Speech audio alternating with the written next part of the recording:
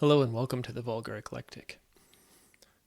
This morning I finished reading Eugénie Grandet, and I wrote, I think, about 3 paragraphs about it, just a short reaction after I finished reading it. I'll start by reading those paragraphs, and they lack any specificity about the plot in order to be more or less spoiler-free.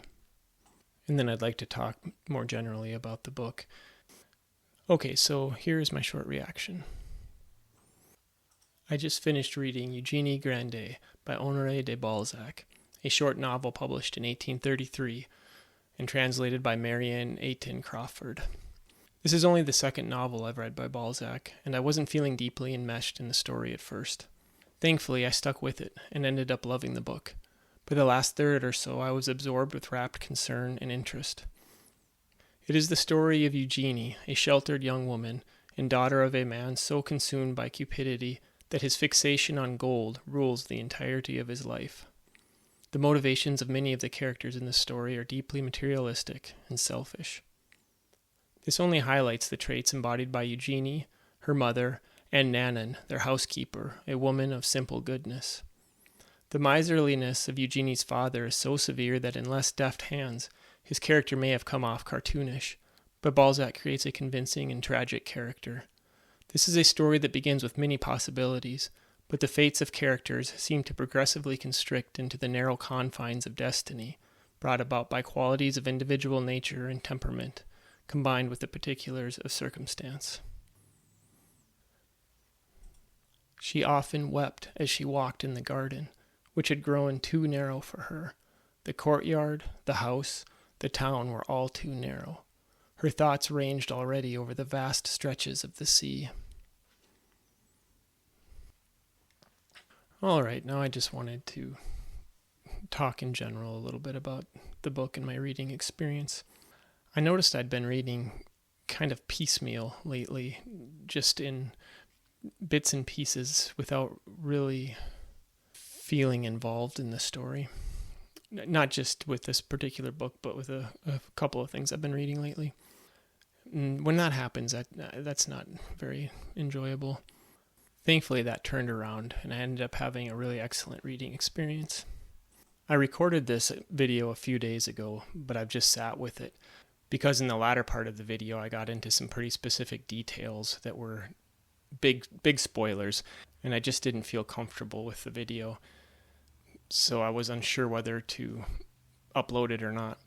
I decided now I'm going to go back and cut that section out, I think. It was one of the strongest parts of my reaction to the book, but I'm not really sure yet how to go about making videos about books. I really strongly don't want to accidentally ruin any plot or character details for people who might be reading a book or might want to read it in the future. So instead of continuing with this video the direction it was going to take originally, I think I'll just make a comment now that has come to mind after I've begun reading another book, after finishing reading this one.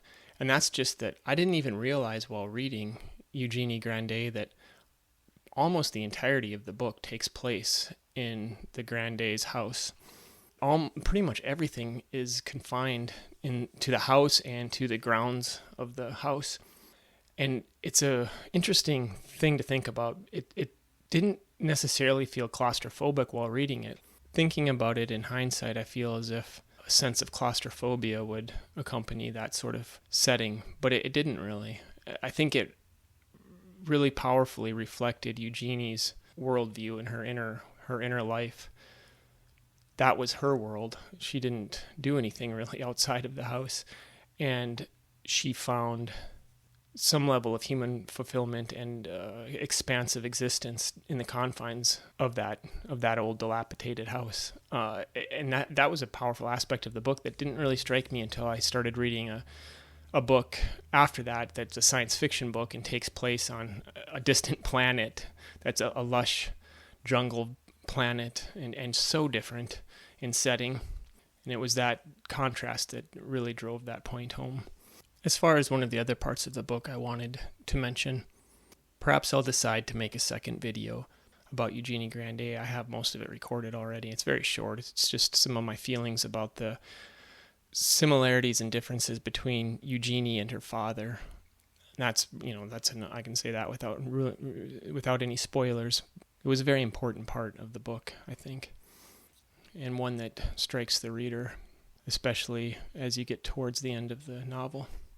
All right, well, that's my little edit to the video, and with that, I will insert this into the original video and continue on.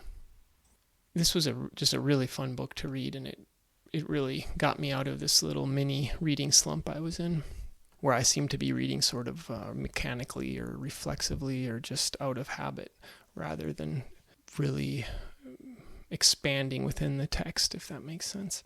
And that made me think of something too. This was a very short novel. I think it was, under 300 pages. It was so a pretty short novel. And so I've read some just really good books that are short like that. I've read really good ones that are long too, but it made me think it would be fun to put together a list of some of the short novels I've really enjoyed in the past. So I think that was an inspiration for another video. The only problem was I started thinking about a list and it quickly became way too long.